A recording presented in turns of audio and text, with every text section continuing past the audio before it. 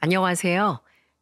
저는 홀로 쌍둥이 아들 두 명을 키우고 있는 대한민국의 워킹 파파 중 한 명입니다. 우리 아이들을 볼 때면 정말이지 세상에서 가장 사랑스러웠던 아내가 떠올라 한 번씩 그리움에 사무치곤 하는데요. 태어날 때부터 저보다도 우리 아내를 빼다 닮은 우리 아이들 덕분에 어쩌면 아내에 대한 그리움을 잘 이겨내고 있는 걸지도 모르겠습니다.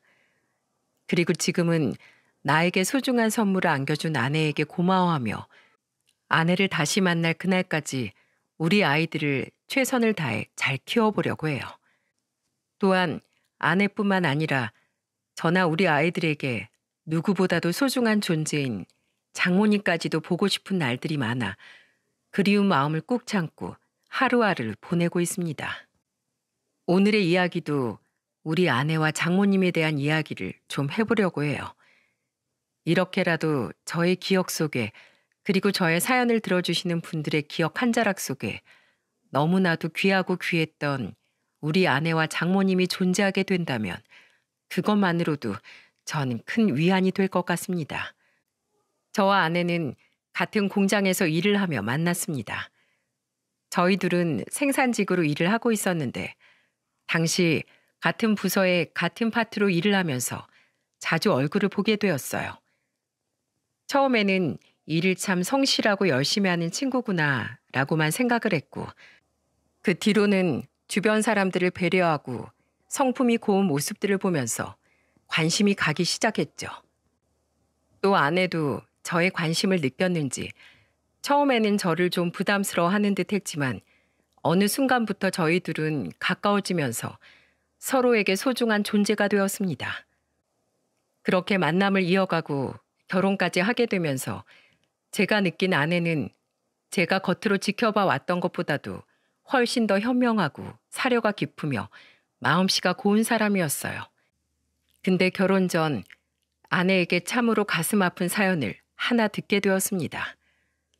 둘이서만 결혼을 약속하고 장모님을 만나 뵙기로 약속을 해놓은 상황이었는데 그때 아내가 저에게 장모님을 만나기 전에 꼭 해주고 싶은 말이 있다고 하더라고요. 우리 엄마 만나기 전에 내가 우리 집 이야기를 좀 해주려고 해. 이 이야기를 미리 해주는 이유는 자기가 내 과거를 먼저 듣고 우리 집안의 사연을 다 알고 나서도 우리 가족이 받아들여지는지 알고 싶어서야. 그리고 만약 받아들여지지 않는다면 우리 엄마를 굳이 만날 필요가 없으니까 그래서 말해주는 거니까 신중하게 생각하면서 잘 들어줬으면 좋겠어. 알았어. 무슨 일인지 잘 모르겠지만 정말 귀담아 들으면서 신중하게 생각할게. 마음 편하게 이야기해. 저는 저 작고 예쁜 입에서 무슨 말이 나올까 겁이 나긴 했지만 어떤 사연이 있어도 지금 제가 사랑하는 사람이 이 사람이라는 건 변함이 없었기에 크게 걸림돌이 될 거란 생각은 들지 않았어요. 그래서 차분하게 아내가 하는 말을 귀담아 듣기 시작했죠. 그리고 아내의 입에서 나온 이야기들은 저를 너무 가슴 아프게 만들었습니다. 아내는 어린 시절 장모님과 함께 겪었던 가정사에 대해 이야기를 해주었고 그 말을 하면서 본인은 이미 모든 것이 다 담담해졌었는지 남의 이야기하듯 이야기를 하더라고요. 하지만 그 속에 남아있는 상처를 저는 볼 수 있었습니다. 사실 우리 집은 아빠가 엄마를 많이 힘들게 하셨어. 그리고 아빠뿐만 아니라 친할머니까지도 엄마를 괴롭게 하셨고 엄마 말로는 결혼 전까진 정말 좋은 사람이었다고 하는데 막상 결혼을 하고 나니까 사람이 아주 180도 바뀌었다고 하더라고. 매일매일을 술만 먹으며 살고 엄마한텐 밖에 나가 돈 벌어오라고 그렇게 일을 시키셨나 봐. 그것도 모자라 집에만 오면 친할머니는 온갖 집안일에 시집살이를 심하게 시키시는 분이었고 아내는 담담하게 말을 이어나갔습니다. 근데 우리 할머니는 지금 내 기억에도 정말 모질었던 게 우리 엄마한테 좋은 소리 한 번 하신 적이 없었어. 심지어 나한테도 늘 나만 보면 할머니는 나한테 짐덩이라고 하셨고 언제 커서 언제 돈 벌어오냐는 소리를 매일같이 하시던 분이었어. 근데 난 워낙에 어릴 때라 그게 무슨 소리인지 잘 몰라서 아무렇지 않았는데 엄마가 그걸 되게 마음 아파하셨지. 그것뿐만이 아니야. 아빠는 허구한 날 엄마를 때리고 내가 아빠를 말리면 우리 할머니는 옆에서 지켜보시면서 딱 이렇게 말씀하셨어. 너도 니네 엄마 꼴 나고 싶지 않으면 그냥 죽은 듯이 있어라. 너네 엄마 맞아도 싸다. 이렇게 말씀하시는데 그 어린 나이에도 알겠더라고. 할머니랑 아빠는 정말 나쁜 사람이라는 걸. 그때도 엄마는 그냥 나를 꼭 안아주면서 아빠한테 맡기만 했었는데 한 번은 엄마가 너무 힘들었는지 할머니한테 소리치면서 화를 내는 걸 본 적이 있었어. 그때 내 기억에 난 거실에서 놀고 있었는데 갑자기 밥 준비하는 우리 엄마 뒤통수를 할머니가 확 때려버리는 거야. 순간 엄마는 놀라서 칼질하다가 손까지 베일 뻔했던 것 같아. 거기에서 우리 엄마가 도저히 못 참겠는지 할머니한테 왜 이렇게 날 미워하고 날 싫어하냐고, 자기가 시집 와서 도대체 잘못한 게 뭐가 있냐면서 그러는데 진짜 그때 우리 엄마는 너무 처절해 보이더라. 근데 그때도 할머니는 진짜 너무하신 대답을 하던 거 있지? 그때 할머니 대답이 미운데 이유 있냐? 나는 그냥 네가 꼴 보기 싫어. 그냥 네가 이 세상에서 없어졌으면 좋겠어. 너 들어오고 나서 내 아들이 저 모양 저 꼴이 된 거야. 네 팔자 때문에 내 아들 팔자까지 꼬였다고. 그러니까 제발 좀 우리 눈앞에서 사라져라. 너 하나 없어진다고 해도 뭐라 할 사람, 아쉬워할 사람 아무도 없다. 나는 이제 네 뒤통수만 봐도 열이 뻗쳐. 이렇게 말씀하시는 거 듣는데 나는 아무것도 모르는 아이였는데도 엄마가 너무 불쌍하게 느껴지더라고. 근데 그때 우리 엄마도 더 이상 그 집에 있을 이유를 못 느꼈는지 그날 밤에 바로 날 데리고 짐만 싸서 그 집에서 나와버렸어. 나중에 그냥 엄마가 그 동네에서 좀 친하게 지내던 분이랑 통화하는 걸 얼핏 들었는데 아빠 집에서는 엄마가 나가도 아무렇지 않아 있었다나 봐. 오히려 속이 시원하다면서 그 뒤로 우리 엄마랑 날 전혀 찾지 않는 것 같았어. 그래서 뭐 그 뒤로 나랑 엄마는 둘이서 살게 됐는데 오히려 난 그 지옥 같은 집에서 벗어날 수 있게 돼서 좋았어. 우리 엄마 고생하는 것도 더는 안 봐도 돼서 행복했고. 누군가는 정말 견디기 힘들었을 그 이야기를 아내는 덤덤하게 이야기를 하는데 듣는 제가 다 마음이 아팠습니다. 하지만 아내의 사연은 거기에서 끝이 아니었어요. 근데 있지, 그때 엄마가 진짜로 힘들어했던 건 따로 있었어. 폭력을 일삼는 아빠와 막말을 퍼붓는 할머니 손에서 벗어난 건 정말 기쁜 일이었는데 우리 엄마는 돈이 없었어. 엄마가 벌어가는 족족 그 두 사람들이 다 썼었기 때문에 엄마가 손에 쥐고 있는 돈이 하나도 없었던 거야. 그래서 그때 엄마가 그 집에서 나오자마자 제일 먼저 나한테 한 말이 미안하다는 거였어. 우리 지금 집에서 나오긴 했지만 잘 곳이 없다고. 오늘은 길거리에서 잠을 자야 할 것 같다고. 나한테 너무너무 미안하다고. 그렇게 이야기를 하는 거야. 그때가 진짜 추운 겨울이었는데 그 추운 날에 우리는 집 나온 첫날 아무 데도 못 가고 그 근처에 있던 지하상가로 들어가서 잤어. 그래도 그 지하상가로도 있어서 정말 천만다행이더라. 오히려 나는 거기가 내가 원래 살던 집보다도 더 따뜻하게 느껴졌어. 아니, 다른 가족들은 아예 없었어? 친척들이나 장모님 형제, 하다못해 부모님 집도 없었던 거야? 없었어. 우리 엄마가 고아였거든. 그래서 나는 지금도 친척이 없어. 아무튼 그 뒤로는 엄마가 찜질방에서 새신사로 일할 때는 찜질방에서 지내고 식당에서 일할 때는 숙박이 되는 식당으로 가서 지내고 그 뒤로는 엄마가 열심히 돈 모아서 월세방 하나 구해서 들어가서 살 수 있었어. 그러면서 여기까지 온 거야. 아내의 이야기를 들으면서 저는 가슴이 미어지듯 아팠습니다. 늘 밝은 사람이었기 때문에 그 속에 이런 아픔이 있었는지는 꿈에도 몰랐어요. 그리고 아직 뵙진 못했지만 아내보다 더 끔찍하고 힘든 시간을 견뎌냈을 아내의 어머니를 생각하니 더더욱 가슴이 아팠죠. 당신이랑 당신 어머니 너무너무 힘들었겠다. 그리고 그 시간을 다 견뎌내고 지금 여기까지 온 게 정말 대단해. 진짜 존경스러워. 나라면 그렇게 하지 못했을 거야. 당신처럼 밝게 자라지 못했을 것 같아. 역시 내가 사람 보는 눈이 있다. 내 아내 될 사람이 그리고 내 장모님 되실 분이 이렇게나 강인하고 훌륭하신 분들이었다니. 나 진짜 감사해. 너무 행복해. 내 아내가 되어줘서 고마워. 이런 얘기 듣고도 그렇게 말해줘서 고마워. 그래서 말인데 나 하나만 더 얘기해도 될까? 이것도 당신이 꼭 좀 들어줬으면 좋겠는데. 뭔데? 다 말해. 어떤 것이든 내가 다 들어줄 수 있으니까. 우리 엄마 지금까지 고생만 하신 분이야. 그래서 말인데 내가 결혼해도 엄마 모시고 살고 싶어. 우리 엄마 나 없으면 아무도 없어. 지금까지 가족도 친구도 남편도 없이 사신 분인데 내가 결혼하고서 떠나버리면 아무리 가까이 지낸다고 해도 우리 엄마가 걱정되고 신경 쓰일 것 같아.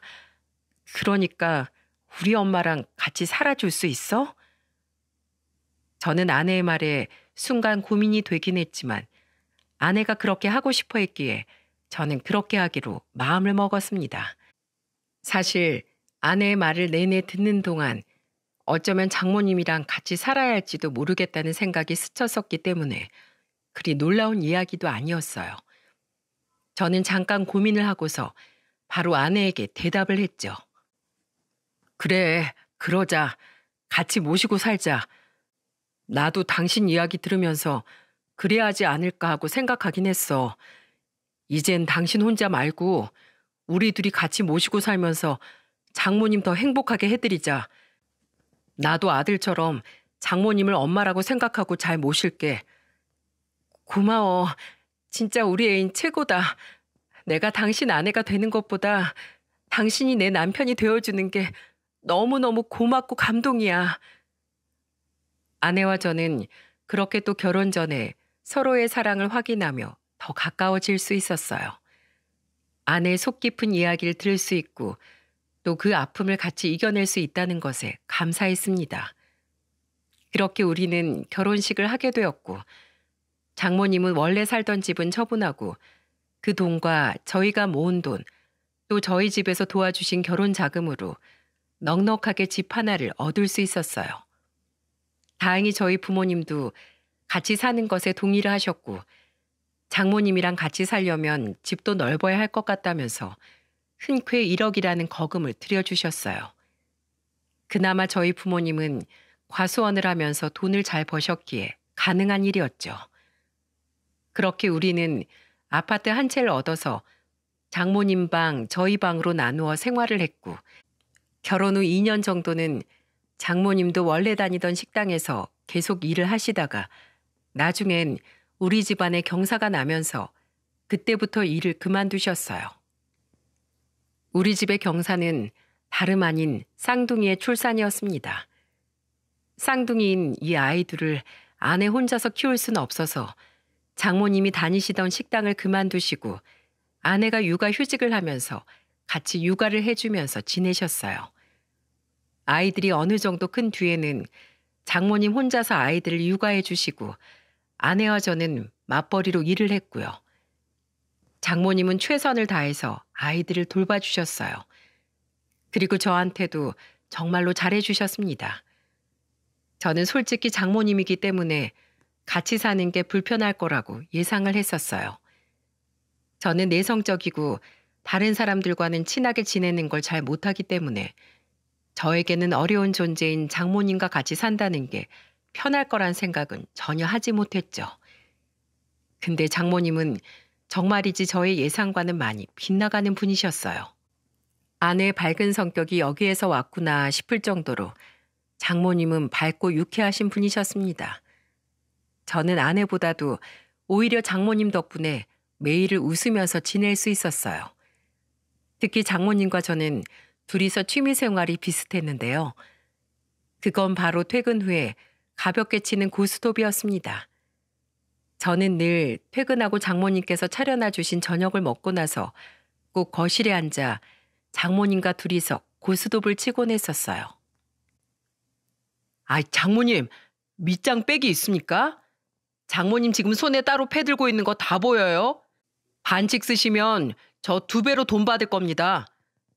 아이고, 진짜 젊은 사람이 그런 거 모른 척 해줘야지. 정말 너무하네. 아이, 몰라. 퇴. 오늘 하루 종일 자네가 이겼잖아. 아이, 나 한 판만 봐줘. 봐주는 게 어딨어요.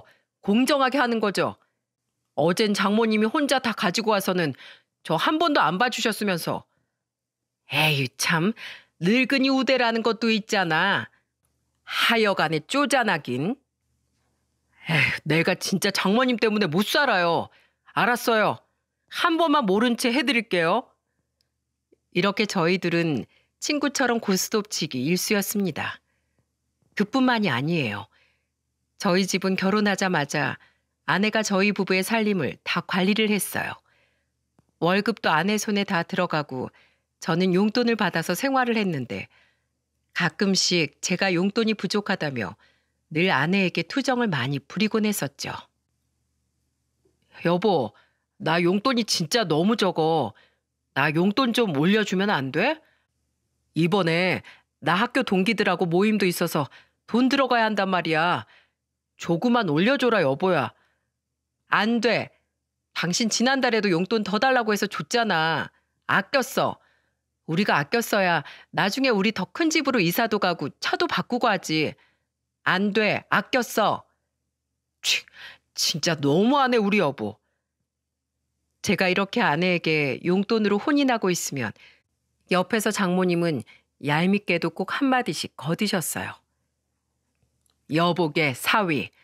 아내 말을 들으면 자다가도 떡이 생기는 법이야. 말 잘 들어. 우리 딸이 하는 말 못 들었나? 돈을 내껴야 집도 사고 차도 산다고 하잖아. 그러니까 꾹 참아. 에이 참, 진짜 장모님도 너무하시네. 어떻게 된 게 모녀가 내 편이 아무도 없어. 한껏 삐진 저를 보면서 두 사람은 낄낄거리며 웃기도 많이 웃었어요. 그리고 한 번씩 그런 날에는 장모님이 몰래 저를 불러 하시는 행동이 있었습니다. 자, 이거 자네 용돈에. 내가 자네 앞에서 농담한다고 우리 딸 편들고 그랬지만 남자가 밖에서 일하다 보면 돈 쓸 일이 생각보다 많은 거 내가 잘 알아. 그러니까 이거 얼마 안 되지만 자네 용돈에 보태 쓰게. 근데 우리 딸 말도 맞지 뭐. 아껴 써야 집도 사고 차도 사는 거니까. 그러니 자네 돈은 열심히 아끼고 내 돈은 가져다가 펑펑 써. 부족하면 또 말하고. 알았지? 우리 예쁜 사위.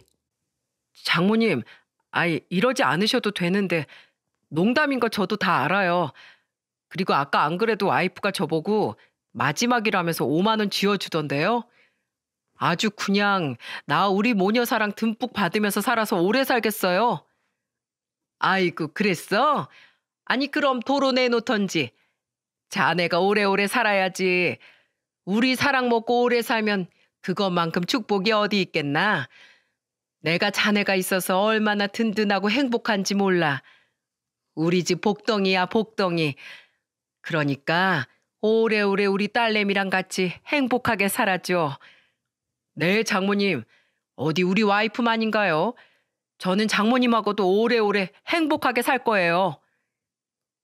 장모님은 이렇게나 따뜻하고 좋으신 분이었어요.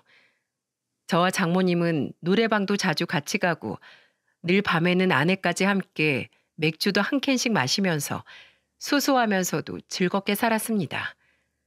아내가 있어서 행복했고 장모님이 있어서 든든했고 또 나중에는 우리 쌍둥이들이 있어서 세상을 다 가진 듯 기뻤어요. 근데 거기에서 또 끝이 아니에요. 저희 장모님은 평생을 돈은 버는데 시간을 쏟으신 분이셨어요. 그걸 알기 때문에 저는 항상 장모님의 돈을 쓰지 않으려고 했고 어쩌다가 주시는 용돈도 잘 모아두었다가 장모님을 여행 보내드리거나 장모님께 선물을 하는데 많이 쓰곤 했었죠. 그런 걸 장모님도 티는 안 내도 잘 알고 계셨기 때문에 저희한테 쓰는 돈만큼은 아끼지 않고 써주셨어요. 그러던 와중에 저희 집에 문제가 생겼습니다. 부모님이 계시는 지역에 태풍이 오게 되면서 농사를 지어서 수확만 남겨두었던 나무들이 죄다 열매도 떨어지고 나무도 손상을 입어서 그해 농사를 망치게 된 때가 있었어요. 저희 부모님 두 분 다 망연자실하셨고 그때 그걸 수습하느라 빚까지 질 상황에 놓이게 되었죠. 근데 그때 선뜻 손을 내밀어 주신 분이 바로 저희 장모님이셨어요.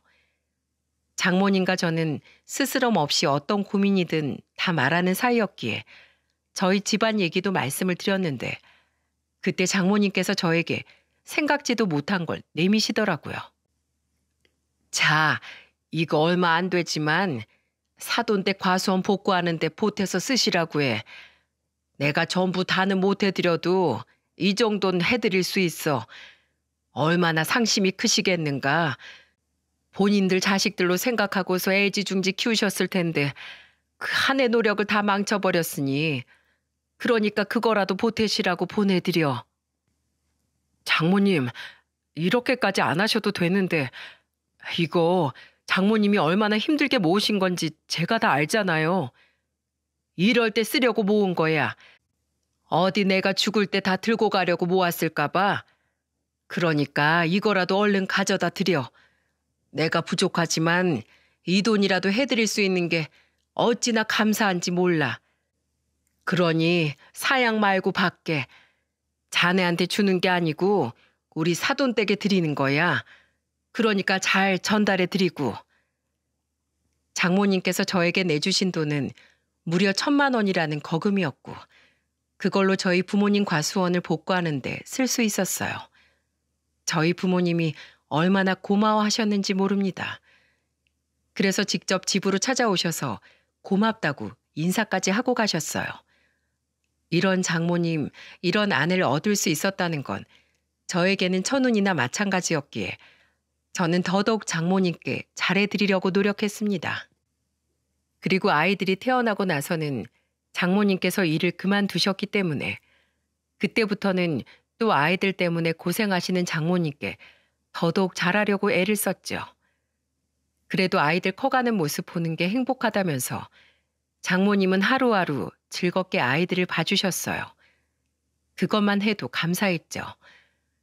그렇게 행복하게 잘 살아가고 있을 때 우리 가정에 크나큰 폭풍의 시간이 찾아오게 됩니다. 마냥 건강해서 저와 오래오래 살 것만 같았던 아내에게 아주 큰 문제가 생기게 된 일이었어요.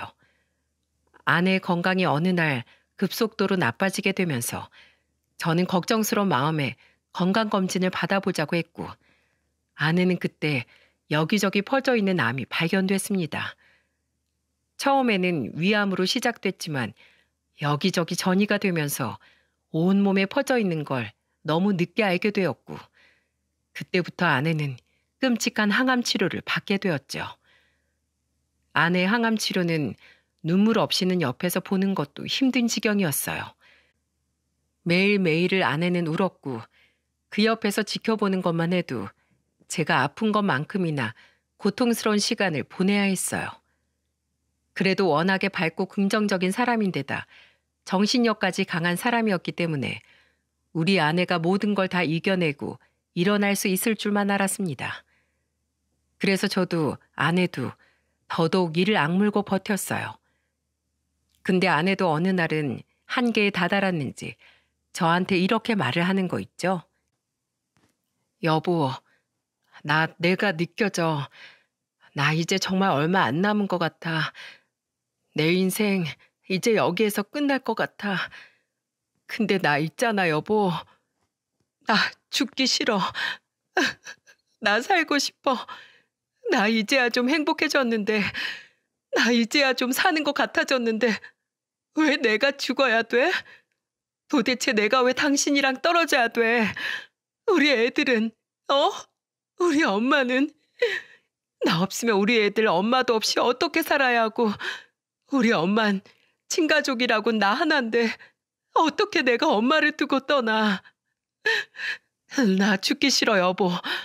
나 정말 죽고 싶지 않아. 나 좀 살려줘. 나 좀 제발 살려내봐.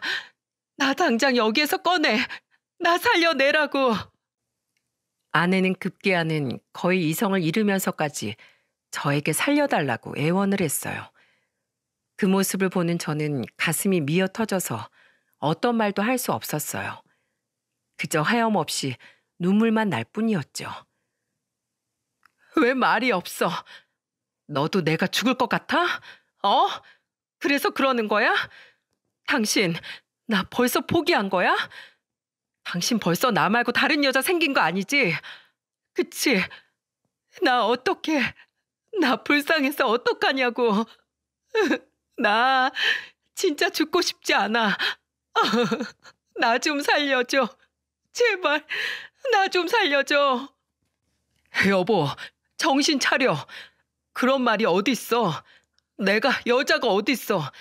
나한텐 당신 하나뿐인데. 여보, 당신 살 수 있어. 당신 살 수 있으니까 조금만 더 힘내자. 우리 더 힘내자.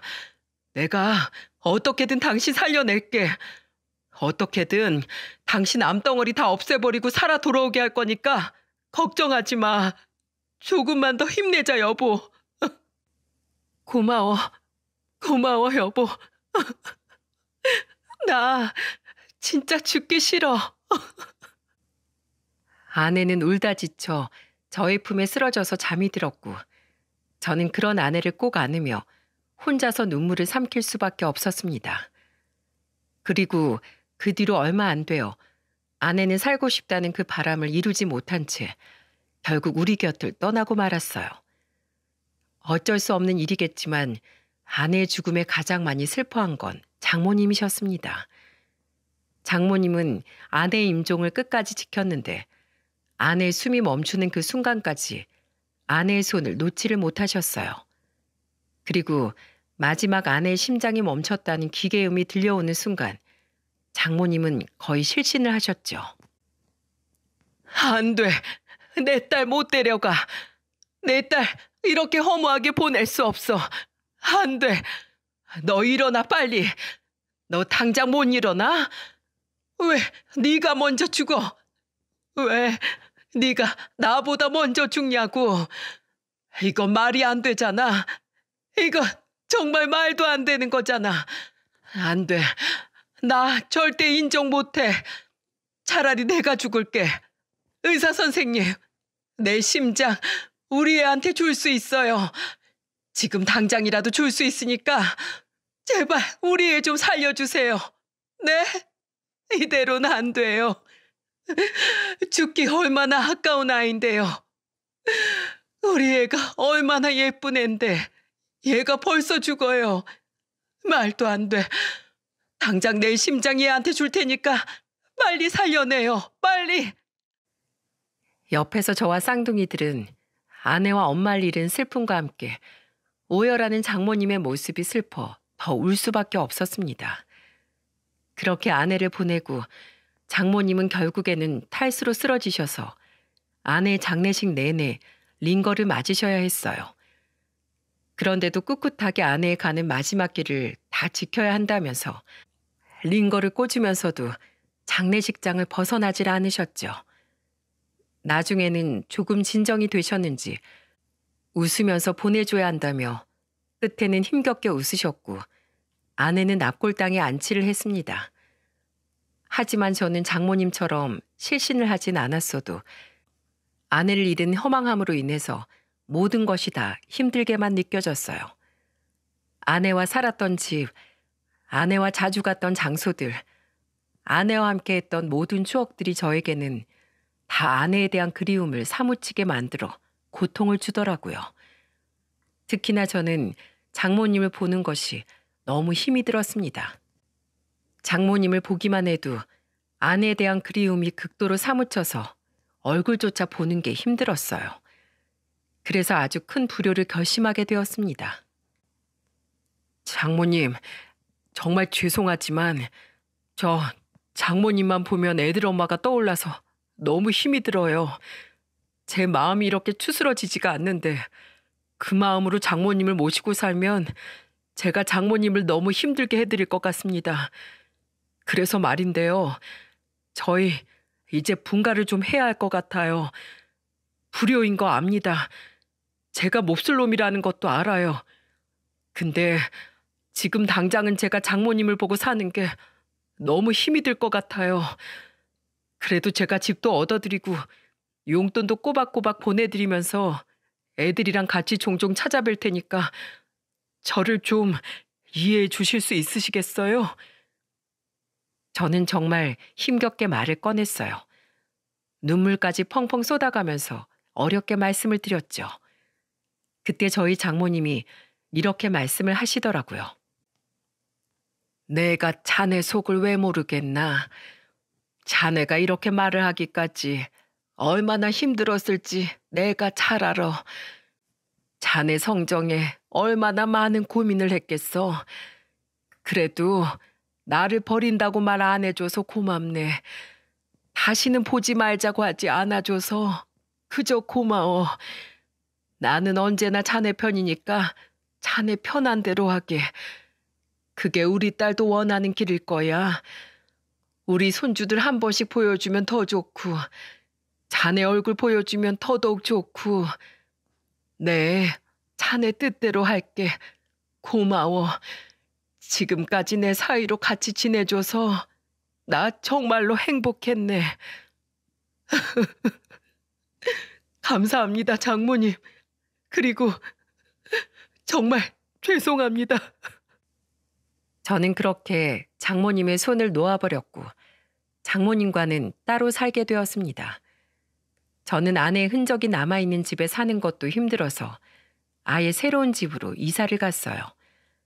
아이들과 살기에 적당한 크기로 들어갔고 장모님께도 대출을 받아 집을 새로 얻어드렸죠. 장모님은 극구 사양하셨지만 이것만큼은 해드려야 할 것 같아서 제가 억지로 들어가시게 했어요. 그것까지 제가 장모님께 짐을 지우면 안 되는 거였으니까요. 그 뒤로는 거의 6개월간 장모님의 얼굴을 볼 수가 없었습니다.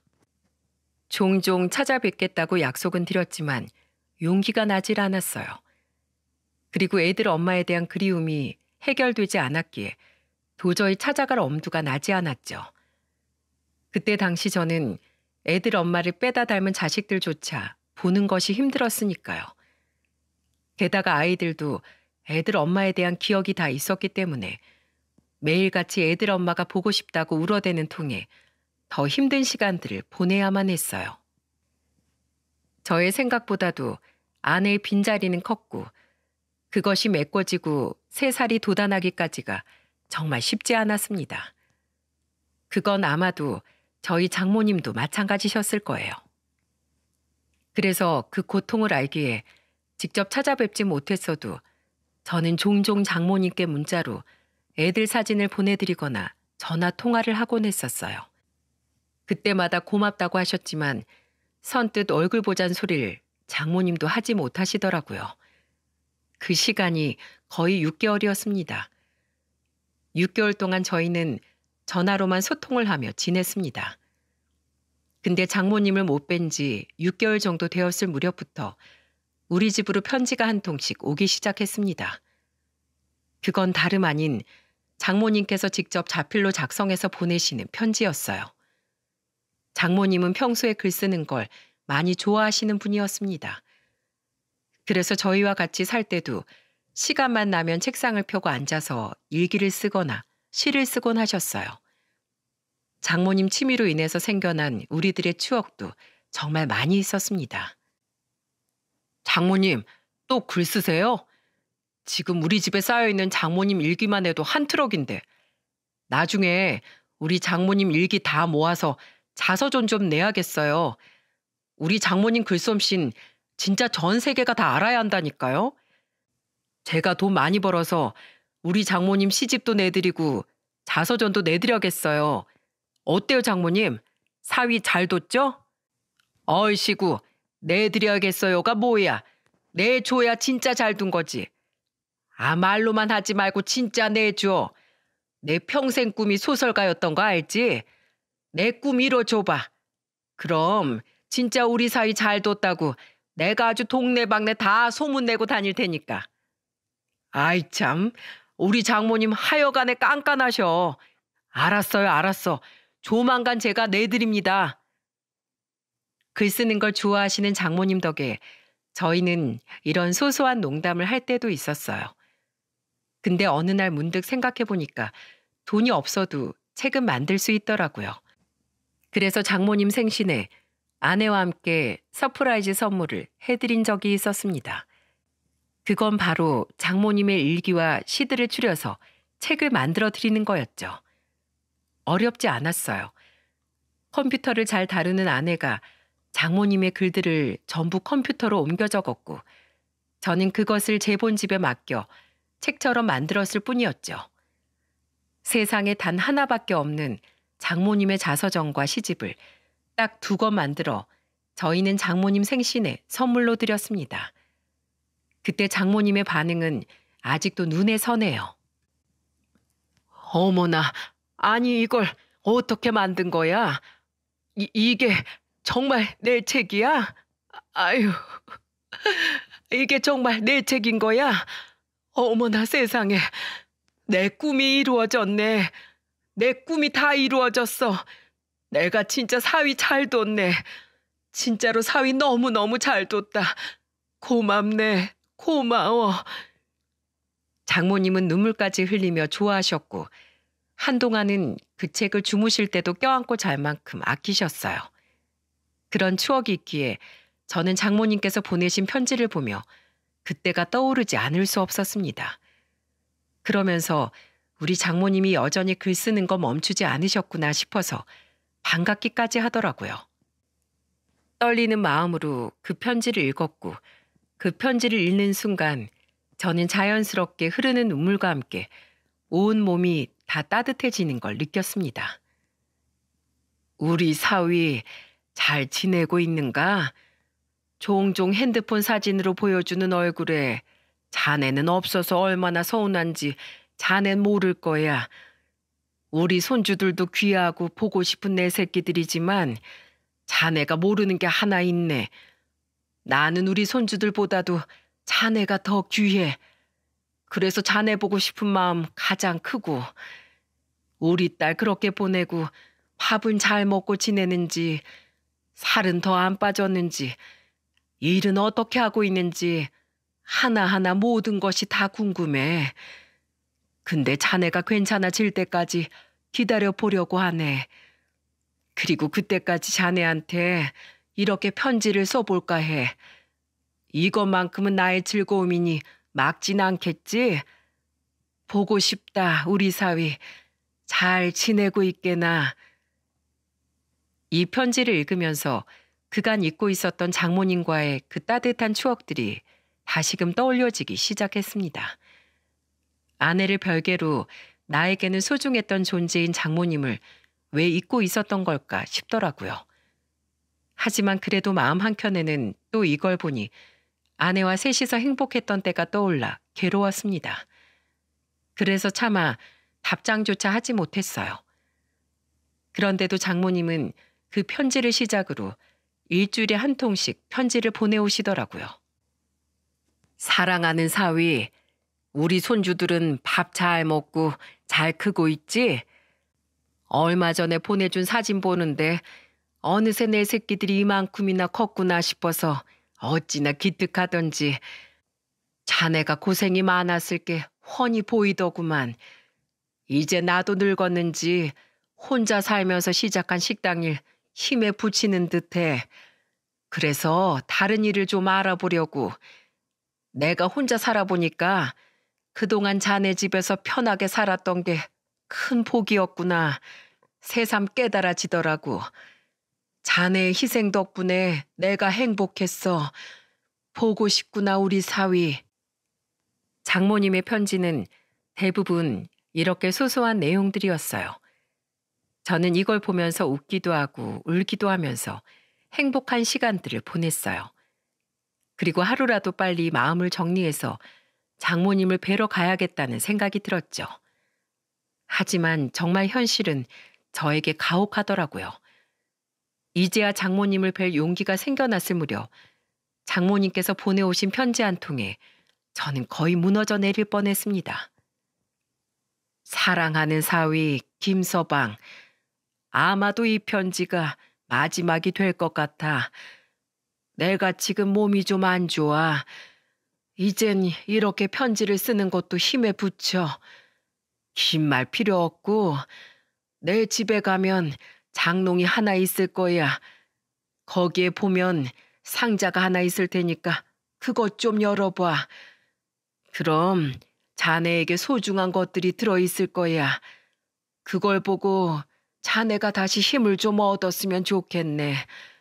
사랑하는 사위야, 내 사위가 되어줘서 정말 고마워. 나한테는 평생 은인이나 다름없는 게 바로 자네야. 그러니 사람 살렸다는 자부심 가지고 앞으로 살도록 해.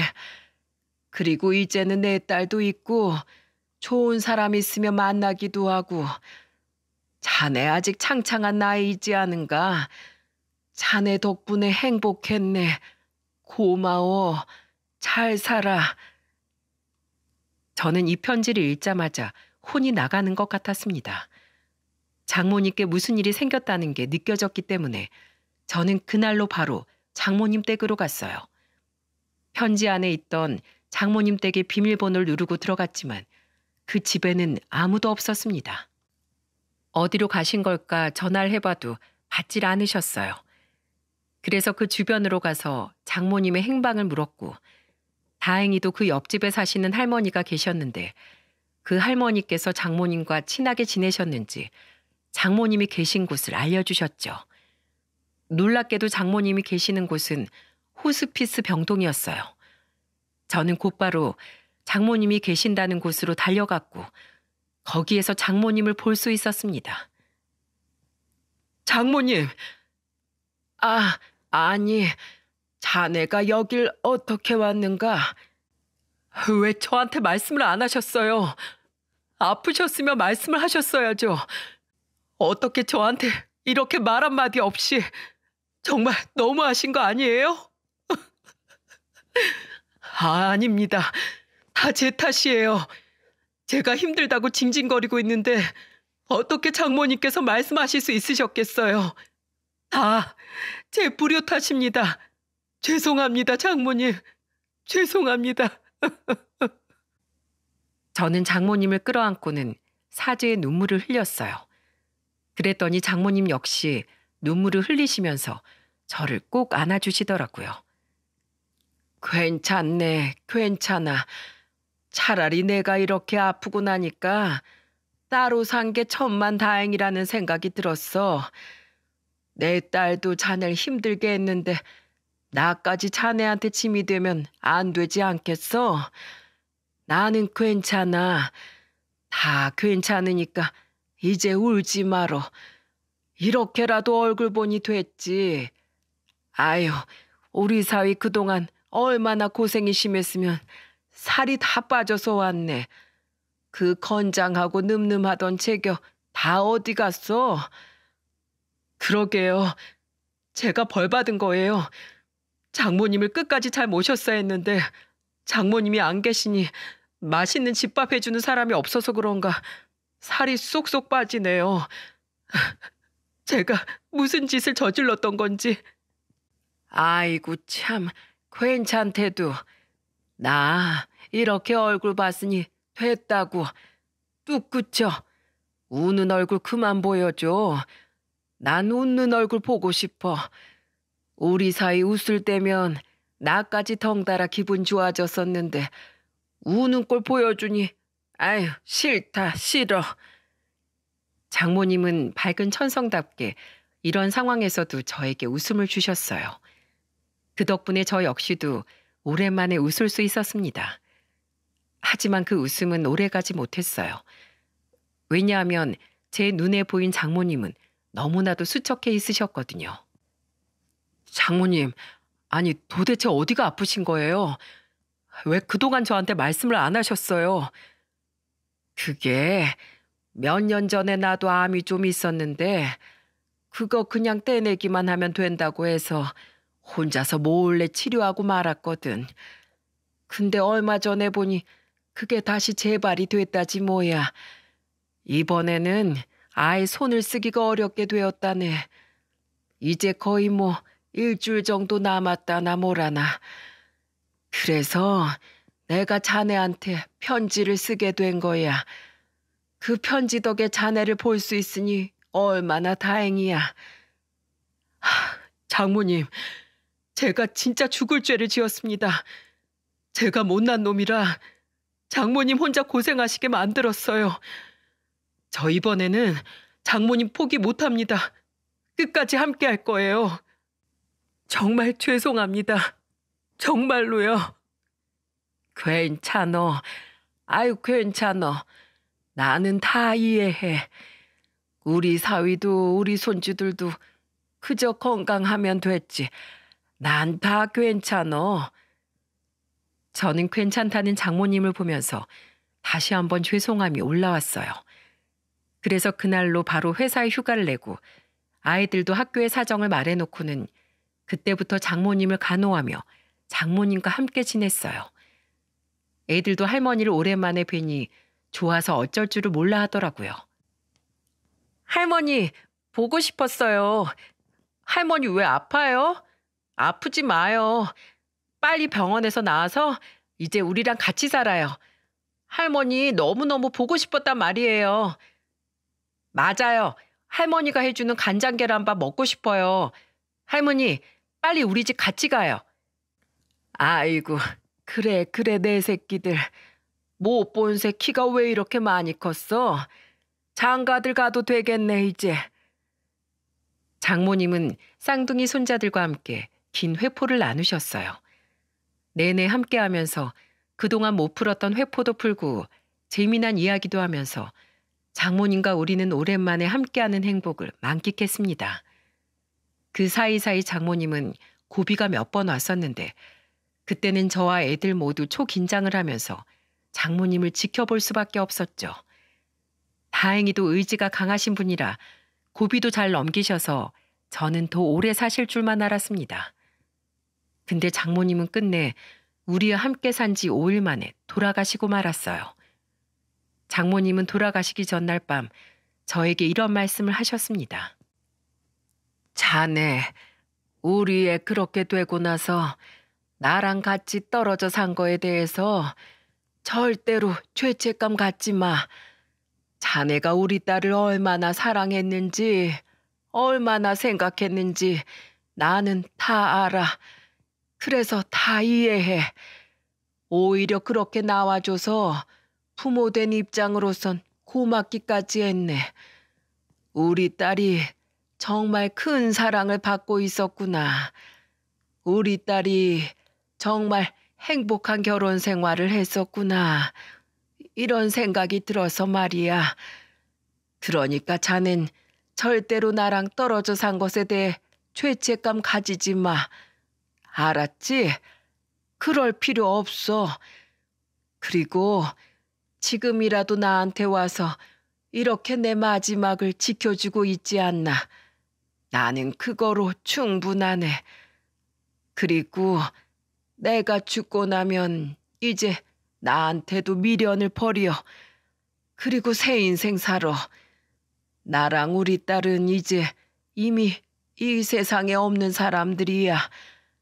그러니까 남은 사람은 살아야 하니 자네는 새로운 사람도 만나고 결혼도 하면서 또 행복한 인생을 살아내게나.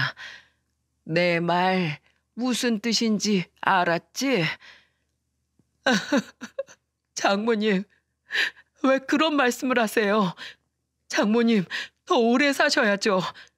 저한테는 장모님이랑 아내가 전부였습니다. 정말이에요. 알어. 다 알어. 그러니까 이런 말도 내가 하는 거야. 우리 사위 정말 고마웠고 내가 진짜 많이 사랑하네. 장모님, 저도 사랑합니다. 정말 많이 사랑합니다. 장모님은 이 말의 끝으로 다음 날 생을 마감하셨고 저와 아들들은 눈물을 흘리며 장모님을 보내드릴 수밖에 없었습니다. 저는 장모님만큼은 가시는 길을 씩씩하게 보내드리고 싶어 장례식 내내 울지 않으려고 애썼어요. 그리고 밝게 보내드리려고 했습니다. 그게 장모님의 마지막 바람이기도 했었고요. 그 뒤로 장모님의 유품을 정리하면서 저는 깜빡했던 장모님이 보라던 상자를 보게 되었어요. 그리고 그 안에는 생전에 아내와 장모님과 셋이서 찍었던 사진과 아이들과 찍은 사진들이 액자에 잘 담겨 들어 있었어요. 그리고 그것뿐만이 아니라 통장 2개가 있었는데 그건 놀랍게도 우리 아이들 이름 앞으로 하나씩 만들어진 거였습니다. 그 안에 든 돈은 무려 각각 1,300만 원이었어요. 저는 그제서야 그 상자에 든 것들을 껴안고는 펑펑 울었습니다. 장모님, 보고 싶습니다. 장모님, 사무치게 보고 싶어요. 그곳에서 당신 딸과 행복하신가요? 저 없이, 우리 애들 없이 행복하신가요? 저는 너무나도 힘이 드네요. 너무 보고 싶네요. 하지만 저 이젠 더 잘 살아보겠습니다. 장모님 목까지, 그리고 우리 아내 목까지 잘 살아볼게요. 꼭 잘 사는 모습 보여드리겠습니다.